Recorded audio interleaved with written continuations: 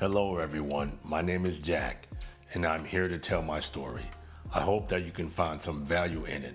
I am a former Army officer. I got married young to my high school sweetheart, who was also an Army officer.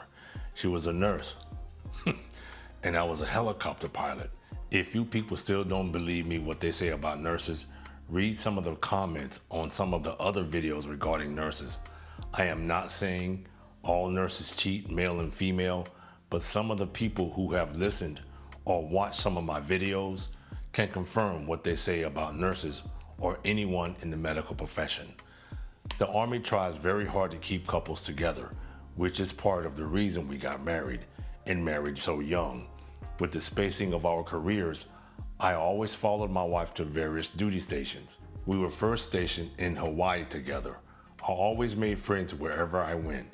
She was somewhat of an introvert. However, she still made friends with coworkers and my friends' wives. We did our 3-year stint, and it was time to move on to new units. Towards the end of our tour in Hawaii, I was working in Southeast Asia, and my wife got orders to Colorado.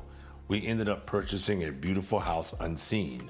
I unfortunately had to go to a 6-month professional development course in Alabama. I left Hawaii 2 weeks before her, moved all our stuff into our new house. I picked her up from the airport, and we had a week together in our new home before I had to leave for Alabama. Fortunately, my course was a gentleman's course. I was able to visit her in Colorado on Thanksgiving, Christmas, and every long weekend. About halfway through my time in Alabama, I got orders to work in the space community in Colorado. I was thrilled. Although I realized this could be the end of a successful aviation career in the Army, I didn't care. I was going to get to live with my wife for another 3 years. One Wednesday, my wife asked me if I was cool with her going out with some coworkers for dinner. I was honestly thrilled. As previously mentioned, she was extremely introverted. I was just happy she was making friends. I didn't care that it was mixed company. I had chick friends after all. She can certainly have male friends. I would bet a lot of men wouldn't put up with their woman having a lot of male friends. But some doctors say it may be an insecurity issue. Just saying. If a woman is going to cheat, it doesn't matter how many male friends she have. She could have 0 male friends, and she can still cheat. Think about it. One long weekend in February, I was back in Colorado visiting. It was tax season, so I opened her laptop. The iMessages app was pulled up and everything was deleted. Weird, I thought. Later, I checked her iPad, same thing. Everything was deleted. Huh? Looks like someone is covering their tracks. That night after she fell asleep, I checked her phone. iMessages, Facebook, Instagram, all clean. However, she had a Snapchat from one of her male coworkers. I knew if I checked it, she would know, but I did it anyway. I love you, I miss you, I could use some more of your pomegranate lip balm. I was crushed. I texted her coworker from her phone for a bit. Eventually called him and said, "This is her husband, tell me everything you did. If your story is different than hers, I will go to your chain of command." He remained silent. For those of you who don't understand, adultery in the military can be punishable by jail time if it can be proven. Yep, he is absolutely correct. If you get caught and the betrayed spouse knows this and can prove it, Article 134 under the UCMJ, you could spend up to a year in jail, I believe. I woke up my wife and questioned her. She said they had only kissed twice and it was over between them. You know as well as I do, they did more than kiss. As the old saying goes, adults don't just kiss. If it is truly over, we can work this out. If it was only a kiss. We said we were going to try to make it. A few weeks went by and I was back in Alabama. There was a good snowstorm in Colorado. I knew my wife wasn't at work, but she wasn't replying to my text messages. I eventually used to find my family and I noticed she was at an apartment complex. I called her and said, "Where are you?" "I am at Target." "No, you're not. Where are you?" "I am driving back from Target." "No, you're not. Where the fuck are you?" "I am at his house." I asked, "Would you like a divorce?" She said, "Yes."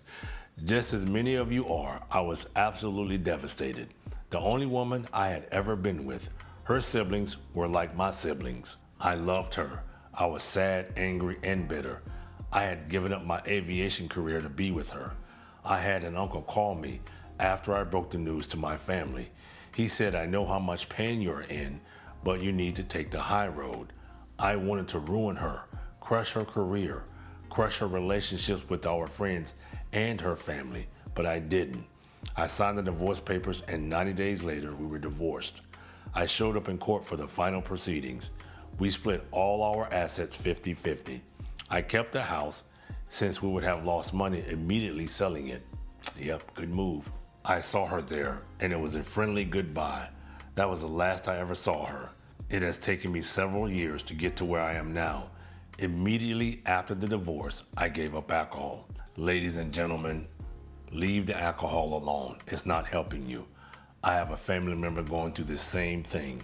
He is having some issues in his marriage, and every time I talk to him, the first thing I ask him, when was the last time you had a drink? People seem to use the wrong thing to cope.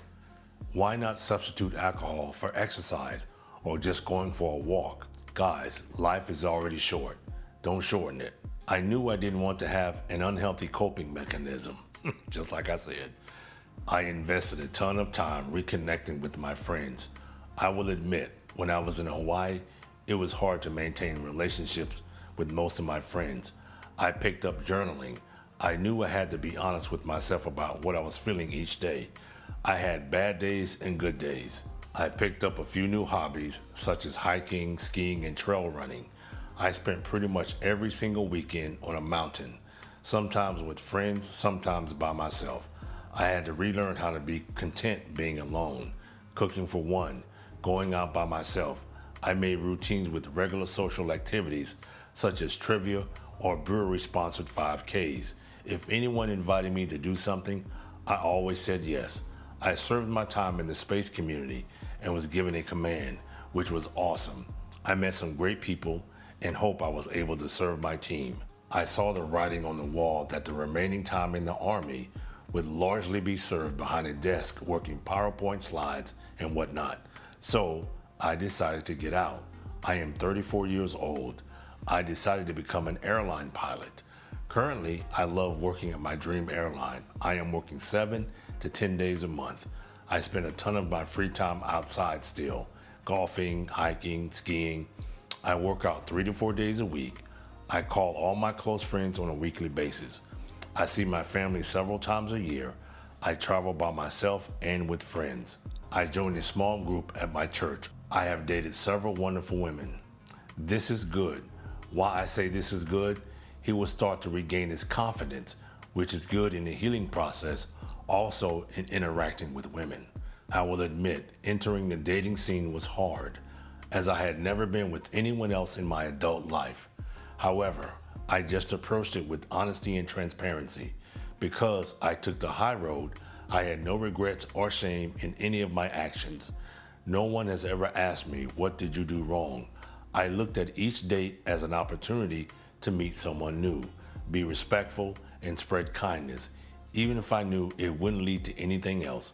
I know my situation is not as complex nor as devastating as some of the stories I have read on here, but you can survive this. It will suck and hurt for a while, but there are kind, trustworthy people out there who will accept you, acknowledge what you have been through, and love you for who you are.